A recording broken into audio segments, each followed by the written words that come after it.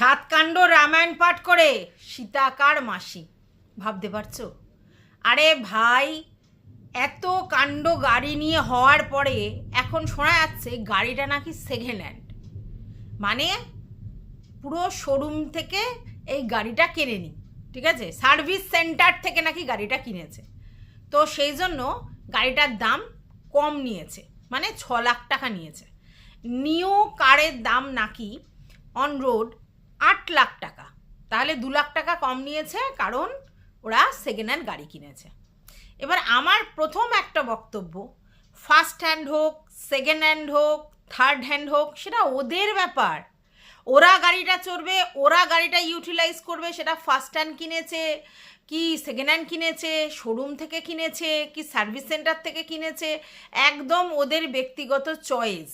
আচ্ছা, অনেকে বলছে ওইখানে প্রচুর গাড়ি রাখা ছিল বাইরে, ওইদিকে একটা রেড কালারের গাড়ি ছিল, এদিকে একটা ব্লু কালারের গাড়ি ছিল, আরও অনেক গাড়ি ছিল। তো এত গাড়ি ছিল, এরকম শোরুমে খোলা অবস্থায় এরকম গাড়ি পড়ে থাকে না, তার মানে পরিষ্কার হচ্ছে যে এটা ফার্স্ট হ্যান্ড গাড়ি নয়। শোরুমে যদি কেউ গাড়ি আনতে যায় তাহলে কি করে, প্রথমে হচ্ছে তোমার সবাই যায়, তারপরে হচ্ছে শোরুমে একটা কালো কাপড় দিয়ে কাঠটাকে ঢাকা থাকে, তারপরে খোলে, তারপরে ফিতে বাঁধা থাকে, সাজানো থাকে, সেগুলো কিছুই ছিল না। তাহলে এই গাড়িটা ফার্স্ট হ্যান্ড গাড়ি নয়, ঠিক আছে। যদিও আমার ফার্স্ট হ্যান্ড সেকেন্ড হ্যান্ড গাড়ি নিয়ে কোনো মাথা ব্যথা নেই, কারণ গাড়িটা আমি চড়বো না। হ্যাঁ, আমি পছন্দ করি ফার্স্ট হ্যান্ড গাড়ি, কারণ পয়সা দিয়ে কিনবো যখন ফার্স্ট হ্যান্ডই কিনি। কিন্তু অনেকের সেকেন্ড হ্যান্ড গাড়ি খুব ভালো সার্ভিস দেয় এবং লাক খুব ফেভার করে, ঠিক আছে, অনেকের আছে, ঠিক আছে। আর এইবার কথাটা হচ্ছে যে আমি কিছু দাম গুগল থেকে সার্চ করলাম, ঠিক আছে। সেই গুগল থেকে সার্চ করে দেখলাম, হ্যাঁ, মানে 4 লাখ কত থেকে 5 লাখ কত পর্যন্ত দেখলাম আর কি। যাই হোক, আমি সেটা তোমাদের সঙ্গে মানে এই ভিডিওটা শুরু করার আগে অ্যাটাচ করে দেব। আর আরও একটা কথা উঠেছে, সেটা হচ্ছে নাম্বার প্লেট, ঠিক আছে। নাম্বার প্লেট সঙ্গে সঙ্গে দেয় না, 2 মাস 3 মাস সময় লাগে। সে জায়গায় ওরা এত তাড়াতাড়ি নাম্বার প্লেট পেয়েছে, মানে সঙ্গে সঙ্গে পেয়েছে, মানে এটা সেকেন্ড হ্যান্ড গাড়ি। প্রথম কথা হচ্ছে আমি সেটাও গুগল সার্চ করলাম, করে দেখলাম 4 থেকে 6 দিনের মধ্যে ফার্স্ট হ্যান্ড গাড়ির পেয়ে যায় নাম্বার প্লেট, এবং সেকেন্ড হ্যান্ড গাড়ির ক্ষেত্রে 6 থেকে 10 দিন পেয়ে যায়, 6 থেকে 10 দিন লাগে, এরকম একটা কিছু বললো। তো সেটাও আমি অ্যাটাচ করে দেব। আর সব থেকে বড়ো কথা হচ্ছে গাড়ির ডিলারই নাকি কী সব আর কি আগে থাকতেই করে দেয়।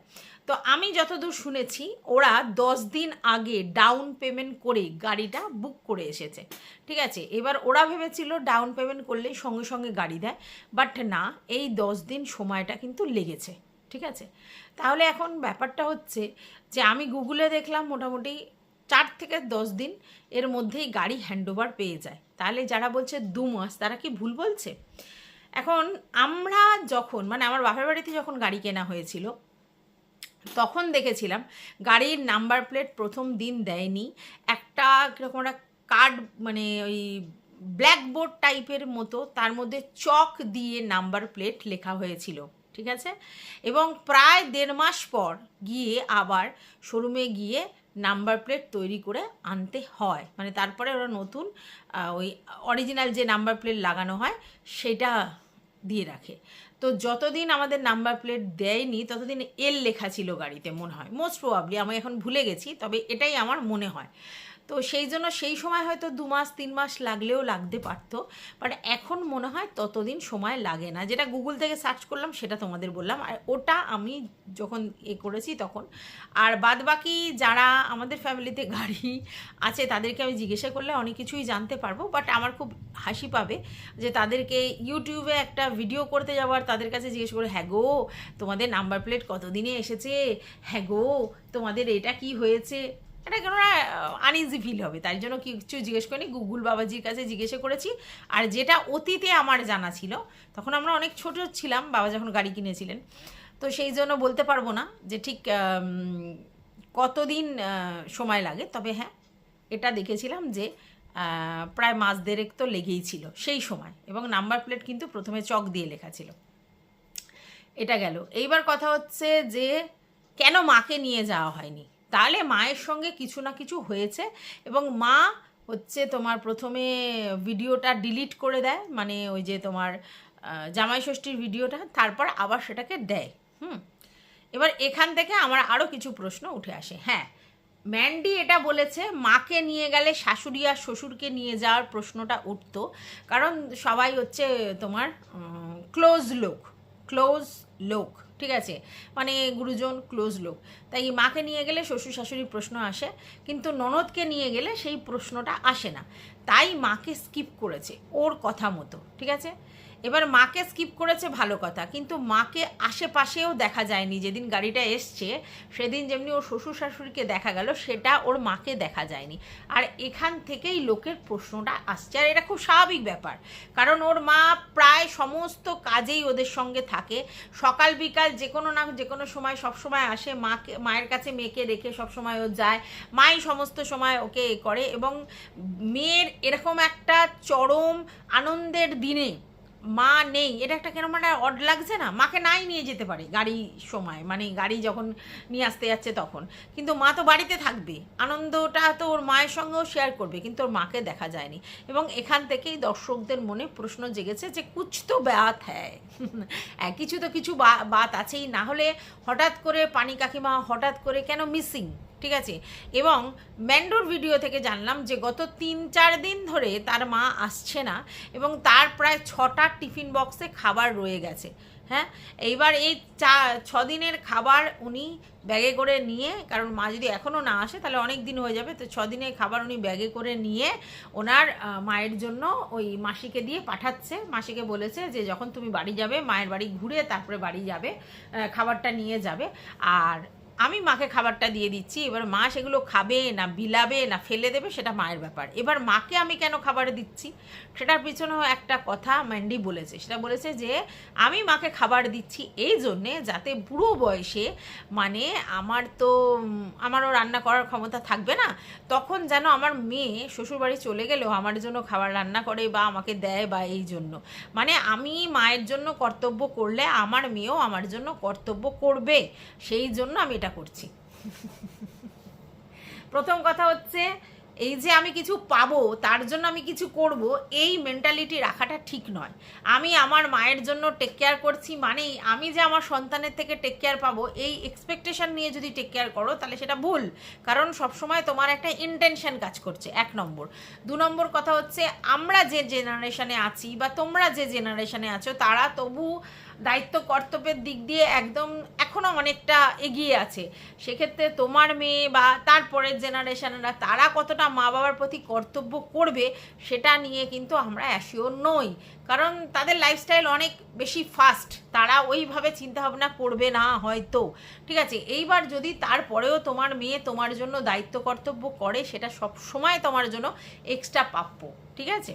আচ্ছা, এইবার কথা হচ্ছে আমরা শুনেছি ছোটবেলা থেকে যে তুমি যেমন করবে তোমার সঙ্গে সেরকম হবে, মানে তুমি যদি তোমার বাবা মা ভাই বোন আত্মীয় স্বজনদের মেনটেন করো, টেক কেয়ার করো, দেখো, তাহলে তোমার মেয়ে বা ছেলে সেগুলো দেখছে, যে তুমি ঠাকুমাকে দেখছো, দিদিমাকে দেখছো, একে দেখছো তাকে দেখছো, মানে কর্তব্য জ্ঞানটা তোমার ভরে ভরে আছে, তাহলে সেই জায়গা থেকে ছেলে মেয়েরাও কিন্তু মা বাবার দেখে সেই শিক্ষাটা নেয়, আর তার জন্য তাদের মধ্যেও এই জিনিসটা মানে ডাইরেক্টলি পৌঁছে যায়, এটা লোকে বলে। হ্যাঁ, এটা আমি শুনেছি যে মা বাবার অর্জিত বৈশিষ্ট্যই তো অনুসরণ করে তাদের পরের প্রজন্ম, ছেলে হোক আর মেয়ে হোক, তার জন্য এটা বলে যে মা বাবা যেরকম ধরনের জিনিস দেখাবে তারা তো সেগুলো দেখে উপলব্ধি করবে। এবার মা যদি দেখে যে দিদুকে দেখছে না, ঠাম্মিকে দেখছে না, শুধু নিজেরটা ভাবছে, তাহলে সে সেই মেন্টালিটি হবে যে আমারও কাউকে প্রয়োজন নেই দেখার। কিন্তু যদি, এবং অনেক সিনেমা টিনেমাতেই এগুলো দেখায়, তো যদি দেখে যে মা বাবা তাদের দায়িত্ব কর্তব্যগুলো ঠাকুমা দিদিমার উপর করছে, তাহলে সেক্ষেত্রে বাচ্চাটার মধ্যে সেই জিনিসটা রিপারকেশন হবে, আর সে সেটা করবে আর কি। তো এটা কিন্তু একটা অনেকে বলে। তো এবার আমরা জানি যে কোনো সন্তান তার বাবা মার গুণগুলোই তো পাবে, অন্য জায়গা থেকে তো পাবে না। কিন্তু এক্সেপশনাল আছে, অনেকে বাবা মার গুণ পায় না, এবং অনেকে বাবা মা যেরকম তার অপোজিট হয়, ভীষণ অন্যরকম হয়। তো স্বাভাবিক ব্যাপার, এই সব মিলিয়ে ওভারঅল যদি দেখো তাহলে ম্যান্ডি যে কথাটা বলেছে খারাপ কথা বলেনি, যে আমি যদি আমার মায়ের প্রতি কর্তব্য করি তাহলে আমার বাচ্চাও সেটা দেখে শিখবে, এটাই বলতে চেয়েছে আর কি, তার জন্য এটা বলেছে। কিন্তু কিছু তো একটা মেয়ের সঙ্গে মায়ের হয়েছিল মণিমনা, সেটা নিয়ে একটা কিছু ব্যাপার আছে, কারণ এই অধমও ভালো আছে এরকমভাবে পানি কাকিমা একটা ভিডিও শুরু করে, বলছে তোমরা কেমন আছো, এই অধমও ভালো আছে, এই যে অধম উত্তম, এই যে কথা মধ্যম উত্তম অধম, অধম মানে একদম খারাপ, কেন বললো তার পিছনে তো কিছু রিজন আছে। তো আমার যেটা মনে হচ্ছে মনোমালিন্য হয়েছে, মা আর মেয়ের মধ্যে কোনো কারণে মনোমালিন্য হয়েছিল, হতেই পারে সেটা, আর সেটাকেই হয়তো পানি কাকিমা গায়ে মেখে নিয়ে কদিন মেয়ের বাড়ি আসছে না, বা মেয়ের এই ব্যাপারগুলোতে নেই, বা কথা বন্ধ ছিল হয়তো। কারণ আজকের ম্যান্ডি বারবার করে হাইলাইট করছিল মাকে ফোন করেছি, এই মায়ের সঙ্গে কথা বললাম, সেই এরম বলছে, মানে এই যে হাইলাইট, মাকে ফোন করেছি, মায়ের সঙ্গে কথা বললাম, এই হাইলাইটগুলো করছে কেন? এই হাইলাইটগুলো করছে কারণ ভিউয়ার্সরা কিছু একটা আন্দাজ করেছে যে ওর মায়ের সঙ্গে ওর কোনো একটা সমস্যা হয়েছে, আর ওই জন্যই ওর মাকে আশেপাশে দেখা যাচ্ছে না, বা গাড়ি কেনার ভিডিওতেও দেখা যায়নি, এই জন্য মানে লোকে বুঝতে পেরেছে, এবং সেটা তো ম্যান্ডিও বুঝতে পেরেছে যে ওর যে মাকে দেখা যাচ্ছে না সেটা কিন্তু লোকের কাছে পৌঁছে আছে, যে কি ব্যাপার হলো। এবার ম্যান্ডি সেটা শাক দিয়ে মাছ ঢাকার মতো এটা বলছে যে আমি বড়দের নিয়ে যাইনি, শুধু আমার ননদকে নিয়ে গেছি, আর ওই আসমানের বউ যদি আসতো তাকে নিয়ে যেতাম, কিন্তু বড়দের কাউকে নিয়ে যাইনি, কারণ সিট আমাদের কত, পিছনে 3টে আর সামনে 2, মোট 5টা ড্রাইভার সমেত, তো সেখানে বেশি লোকজন হবে না, তো সবাইকে টোটোয় করে নিয়ে গিয়ে, মানে টুকটুকি ওদের বক্তব্য, আর তারপরে কিছু লোককে আমি গাড়িতে করে নিয়ে আসবার, কিছু লোককে আবার টোটোতে ফিরিয়ে দেবো, সেটা খুবই অপমানজনক, ভালো লাগবে না, তার জন্য আমি বড়দের নিয়ে যাইনি। আর আমাদের গাড়ি যখন একবার বাড়িতে চলে এলো, তাহলে মাকে বলো, শাশুড়ি মাকে বলো, বা শ্বশুর মশাইকে বলো, ঘুরতে বেড়াতে নিয়ে যেতেই পারি অনুষ্ঠান, মানে কোথাও না কোথাও, আজকে দক্ষিণেশ্বর, কাল তারাপীঠ, পশু আদ্যাপীঠ, তসু বড় মা নিয়ে যেতেই পারি, এটা তো কোনো বড় ব্যাপার নেই, গাড়ি এসে গেছে মানে ঘরের গাড়ি, মানে আমরা যেতেই পারি, ঠিক আছে। আর ওরা যেহেতু ব্লগার, তো ওদের কাছে এগুলোও কিন্তু কন্টেন্ট, হ্যাঁ, কোথাও ঘুরতে যাওয়া, বেড়াতে যাওয়া কন্টেন্ট, সেখানে শাশুড়ি মাকে একদিন বেড়াতে নিয়ে গেছে, মাকে একদিন বেড়াতে নিয়ে গেছে, এগুলোও কিন্তু ওর কাছে কন্টেন্ট, তো ওটা তো ভেবেই রেখেছে যে একদিন করে এরকম নিয়ে যাবে, তাতে দর্শকদেরও মনোরঞ্জন হবে, আর ও দেখাতে পারবে কর্তব্যটা, আর সব থেকে বড় কথা হচ্ছে ওরও একটা কন্টেন্ট হয়ে যাবে, ঠিক আছে, সবই তো বেচাই তো জীবন। তো সব মিলিয়ে ওভারঅল ব্যাপারটা এটাও বুঝিয়েছে, কিন্তু ও এটা বুঝতে পেরেছে, যে দর্শক বুঝতে পেরেছে যে ওর মা কোনো কারণে একটু অফেন্ডেড আছে, বা মা আর মেয়ের মধ্যে কোনো একটা জায়গায় প্রবলেম হয়েছে, আর সেই জন্যই যে ওর মাকে আশেপাশে দেখা যায়নি এরকম একটা সুন্দর মুহূর্তে, এটা সত্যিই অন্যরকম লেগেছে, তার জন্যই ও বারবার করে বলছে মাকে ফোন করলাম, মাকে ফোন করলাম, মাকে ফোন করলাম, বুঝতে পেরেছো? তো যাই হোক, চলো, welcome back to my channel. আশা করছি তোমরা সবাই খুব ভালো আছো, আর আমিও খুব ভালো আছি নতুন একটা ভিডিওর সাথে। আমি রুনার লাইফস্টাইল থেকে।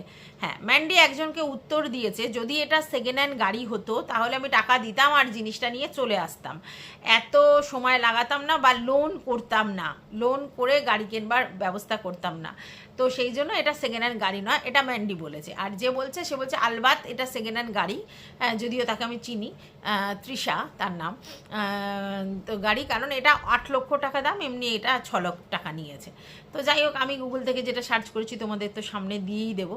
এবার কথা হচ্ছে, ম্যান্ডি কোথাও বলেছে এটা আমি ফার্স্ট হ্যান্ড গাড়ি কিনেছি, এরকম ধরনের কোনো কথা বলেছে? বলেনি। গাড়ি কিনেছি, ব্যাস গাড়ি কিনেছি, ফার্স্ট হ্যান্ড সেকেন্ড হ্যান্ড এরকম কিছু বলেনি, ঠিক আছে। এবার অনেক সময় হয় কি, পুরোপুরি ফার্স্ট হ্যান্ড নয়, অনেক সময় কোনো কিছু কারণে হয়তো, মানে যেরকম ফোনের প্যাকিং খুলে ফেলে তারপরে হচ্ছে ফোনটা অনেকে ফেরত দিয়ে যায়, যখন কোম্পানি সেগুলো সেল দেয় তখন দামটা অনেকটা কম নেয়, এরকম ধরনের কি কোনো কারণ হতে পারে? তো হতে পারে, সেটা আমি জানি না, কিন্তু ও কিন্তু বলেছে যে ওর দামটা 6 লাখ টাকা নিয়েছে, এবং আমি দেখেছি যে ফার্স্ট হ্যান্ড গাড়ি 5 লক্ষ কত টাকা হচ্ছে অন রোড, ঠিক আছে, এরপর এক্সট্রা কোনো খরচা আছে, তো ব্যাপারটা আমি ঠিক বুঝতে পারছি না, তবে হ্যাঁ আমার কাছে এই ব্যাপারটা নিয়ে কোনো প্রবলেম নেই।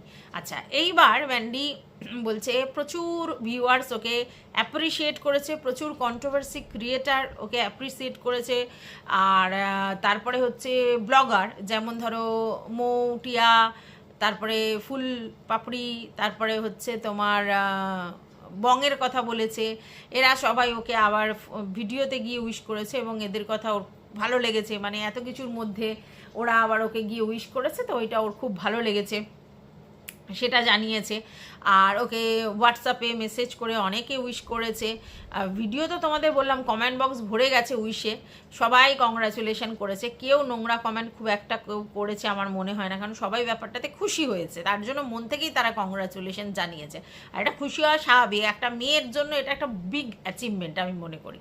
তো সেই জায়গা থেকেই সবাই মানে অ্যাপ্রিসিয়েট করেছে, তো সেটার জন্য ও খুব খুশি হয়েছে। কিন্তু তার মধ্যেও কিছু জিনিসের ওর উত্তর দিতে হলো, সেটা নিয়েই ও ভিডিও করতে এসেছে, আর সেগুলোই তোমাদেরকে আমিও ক্ল্যারিফাই করে দিলাম। এইবারে এসে গেছে অম্বুবাচীর ব্যাপারটাতে, যেখানে আমরা দেখেছিলাম যে আমাদের ম্যান্ডি অম্বুবাচীতে কাপড় দিয়ে মানে মন্দিরটাকে ঢেকে দিয়েছে, মানে ওর যে সিংহাসনটা ঢেকে দিয়েছে, ঠিক আছে। আর তোমার হচ্ছে ওর শ্বশুরবাড়িতে ওর ননদ একটা ইনস্টার একটা শর্টস একটা শেয়ার করেছে, ঠিক আছে, আমি সেটা দেখেছি, যেখানে অম্বুবাচীর নিয়ম বলে কিছু জিনিসপত্র বলেছে, ঠিক আছে। এবং এই ভেরি রিসেন্ট শুনছি অম্বুবাচী নাকি শুধুমাত্র যেখানে যেখানে সতীপীঠ মানে সতীর অংশ পড়েছে সেই সব জায়গাতেই পুজো পার্বণ হয় না, বাদবাকি তারাপীঠে নাকি এরকম কোনো সমস্যা নেই, কারণ তারাপীঠ তো হচ্ছে সাধনাস্থল, যেখানে বামাখ্যাপা সাধনাস্থল করেছিল আর কি। তো সেই জন্য ওখানে তো কোনো সতী মানে অঙ্গ পড়েনি, তাই সেইগুলো কিন্তু বন্ধ নেই, সেখানে নিত্য পুজো ভোগ সমস্ত কিছুই হচ্ছে, এরকম শুনলাম। আচ্ছা, এবার ইউটিউবে প্রচুর এটা নিয়ে কমেন্টে মানে করছে লোকে, বা ভিডিও আসছে বা শর্টস আসছে, তাতে এটা বলা হচ্ছে যে অম্বুবাচীতে তারা রেগুলার বেসিস পুজোও দিচ্ছে, নিত্য পুজো ভোগ সমস্ত কিছু দিচ্ছে, ঠিক আছে। এইবার আমি আমার যেটা দেখে এসেছি বা যেটা করেছি সেটা বলছি। আমি যেটা দেখে এসেছি, আমার ঠাম্মা মানে আমার যে ঠাকুমা, তিনি প্রচণ্ডভাবে নিষ্ঠাবান বিধবা ছিলেন, ঠিক আছে, উনি অম্বুবাচী পালন করতেন। এমনকি আমি ওনাকে দেখেছি চায়ের এত নেশা, যার জন্য হচ্ছে রোদ্দুরে জল বসিয়ে তার মধ্যে পাতা চা দিয়ে মানে ফুটিয়ে খেত আর কি, মানে চায়ের তো নেশা, হ্যাঁ, এবার তো গরম কিছু খাওয়া যায় না, মানে উনুন জ্বালানো যায় না, তো সেইটার জন্য ওরম করে খেত। তো ওনাকে বা তখন উনি যেরম বলেছিলেন তাতে দেখেছি যে আমাদের কোনো নিত্য পুজো ধূপ জ্বালা বা পুজো আচ্ছা কিছু হচ্ছে না, এমন একটা ভাব যেন মানে ওই যে যেরকম আমাদের মেয়েদের পিরিয়ড হলে সেই সময় হচ্ছে বাইরে বের করতো না, মুখ দেখতো না, মানে একটা ঘরেই থাকতো মোটামুটি, কাঁচি এই কাঁচি সেই কাঁচি, পুরো বিছনাপত্র কাচাকুচি হেনা তেনা সমস্ত কিছু হতো, মানে পুরো এক ঘরের মতো করে রাখা হতো। তো এরকম ছিল, কিন্তু আজকের ডেটে ফার্স্ট যুগে এটা কিন্তু কোনো ওরকম অচ্ছুত ব্যাপার আর নেই লোকের কাছে। অনেকে তো এই অবস্থায় পুজো পার্বণেও যায়, পুজো পার্বণও দেয়, ঠিক আছে। তারপরে হচ্ছে রামকৃষ্ণ মঠে তো এই অবস্থায় যাওয়াই যায়, গিয়ে বসা যায়, যে সাধনা কক্ষ আছে সেখানে।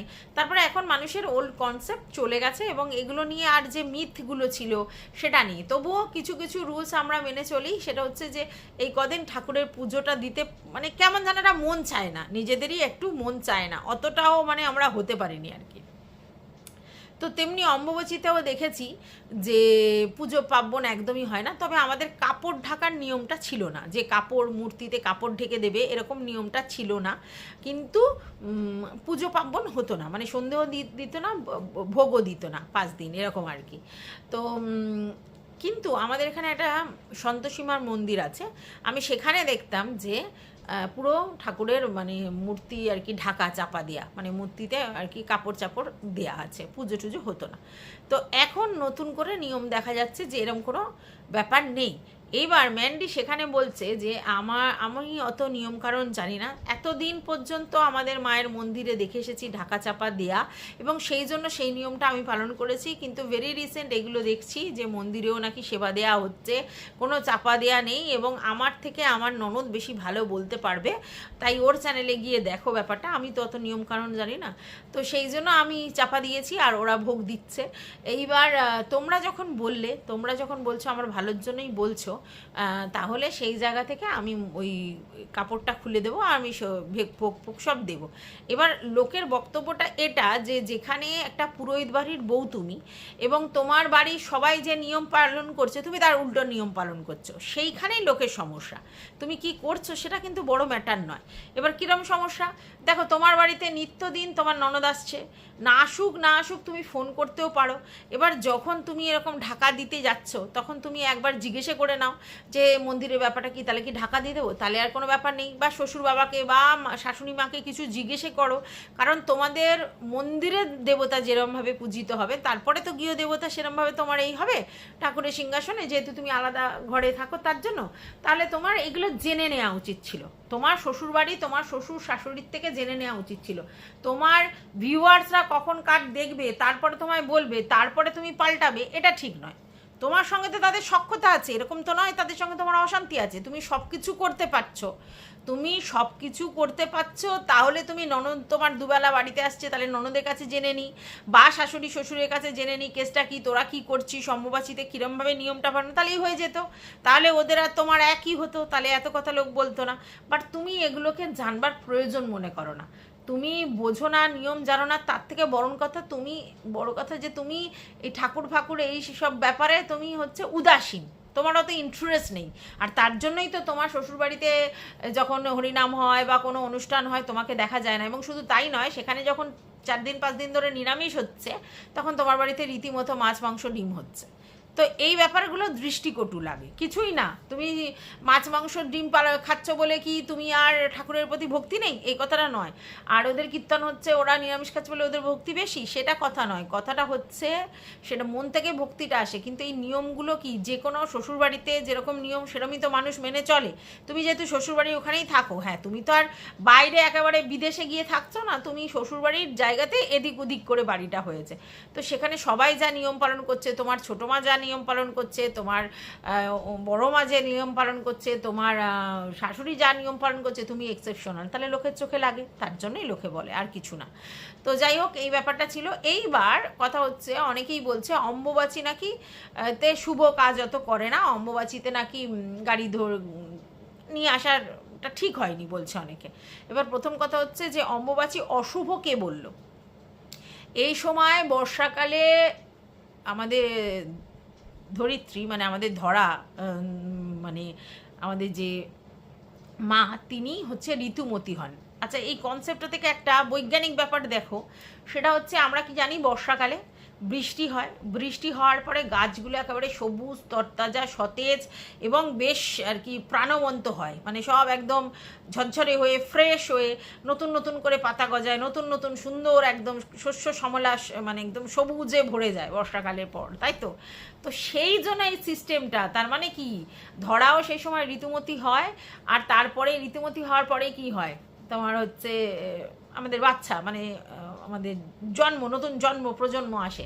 তো সেই সঙ্গেই এই কনসেপ্টটা এসেছে, যেরকম বর্ষাকালে দেখবে গাছগাছালি কীরকম হয়, নতুন করে সমস্ত কিছু হয়। তো এই জিনিসটাই তো কাজে লাগিয়ে এই ব্যাপারটা হয়েছে। তো সমস্ত গ্রন্থে যেসব নিয়ম রুলস রেগুলেশন আছে তার সবই সায়েন্টিফিক রিজন আছে, বুঝতে পেরেছি? এমনি এমনি কোনো কিছু হয়নি। কিন্তু মধ্যখান থেকে সেই সায়েন্টিফিক রিজনগুলো আমরা ভুলে গেছি, বা সেইগুলো আর সেই লিপিগুলো আমরা খুঁজে পাইনি।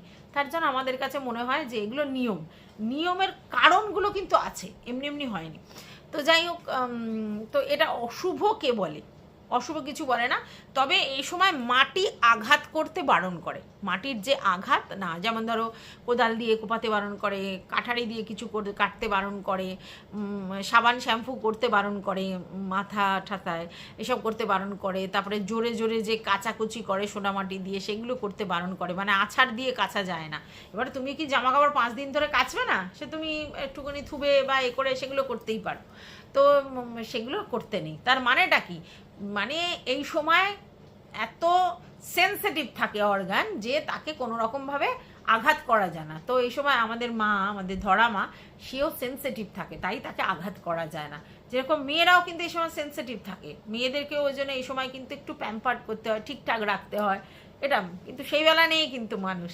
যাই হোক, তো সেটাই বলছি। তো এটা কি করে অপবিত্র হলো এরকম তো নয়, বা অশুভ হলো এরকম নয়, যথেষ্ট শুভ সময়, ঠিক আছে? কিন্তু এবার গাড়ি নিয়ে আসে মানে চাকার গাড়ি, লোহার গাড়ি, এবার মাটি ফাটি কোনো জায়গায় স্পিডে গলে মাটির হতে পারে, তো মাটির আঘাত হতে পারে, সেই জন্য হয়তো বলে না নিয়ে আসতে বারণ। এইবার ম্যান্ডির বক্তব্য যে আমি তো অম্বুবাচীর সময় গাড়িটা বুক করি না, আমার বুক তো 10 দিন আগেই হয়ে গেছে, তাহলে আমার তো শুভ সময় বুক হয়ে গেছে। হ্যাঁ, ওরা দিতে 10 দিন লাগিয়েছে, সেটা ওর ব্যাপার, তো আমি অম্বুবাচীতে নিয়ে আসিনি, আমি অম্বুবাচীর আগে 10 দিন আগে গিয়ে বুক করেছি, কথাটা সত্যি। এবার তাহলে ওরা দিয়েছে 10 দিন পর, সেটা আলাদা কথা। এইবার তড়িঘড়ি কী ছিল ওদের বক্তব্য যে এই 10 দিনটাই ওদের সময় কাটছিল না, তারপরে যদি অম্বুবাচীর পর নিয়ে আসবো বলি তাহলে তো মানে ঘুম না খাওয়া উড়ে যাচ্ছে। আর স্যান্ডিও ওরিট ছিল, স্যান্ডিও টেনশন করছিল আর আমিও করছিলাম, মানে কবে আসবে কবে আসবে। এটা হয় যে কোনো জিনিস হয়, টাকা পেমেন্ট করে দিয়েছি তবুও এখনও ঘরে আসছে না, এটা একটু অন্যরকম লাগে।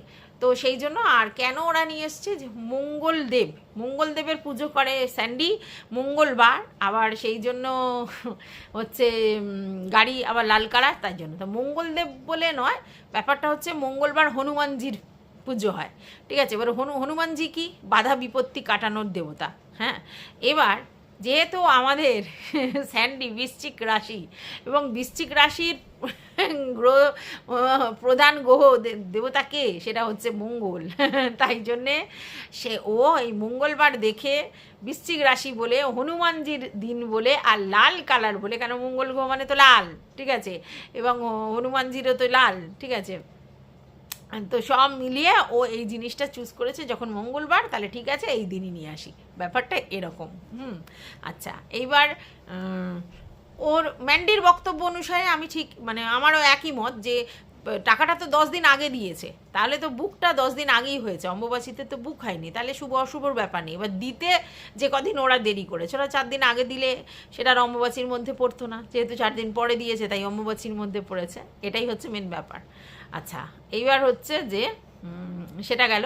এবার বলছে যে শনিবার পুজো দেবে, কারণ শনিবার কিসের জন্য, মায়ের বার, কালী মায়ের বার, ওদের যেহেতু মন্দিরে দেবী অধিষ্ঠাত্রী দেবী কালী মা, তার জন্য ওদিন পুজো দেবে। তো অনেকে বলছে শনি মঙ্গলবার হচ্ছে পুজো দেয় না, আমরা তো গাড়ির পুজো শনি মঙ্গলবার দিই না, মানে এগুলো না এক একজনের এক এক রকম মেন্টালিটি, মানসিকতা, যে যেরকমভাবে মানুষ হয়ে এসছে দেখে এসেছে তার সেটা কথা।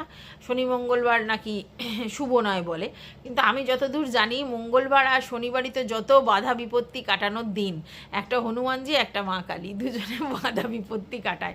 আমাদের এখানে বড় কাছারি যে যায় সেটাও শনি মঙ্গলবারই স্পেশালি যায় বাবার মন্দিরে, ঠিক আছে, বাবার মন্দির, কিন্তু এমনি তো সোমবার পুজো হয়, কিন্তু এখানে মঙ্গলবার আর শনিবার জাগ্রত বড় কাছারি যাওয়ার জন্য। তো এগুলো যেখানে যেরকম রুল কনসেপ্ট হয়ে গেছে, এগুলো অন্য ব্যাপার।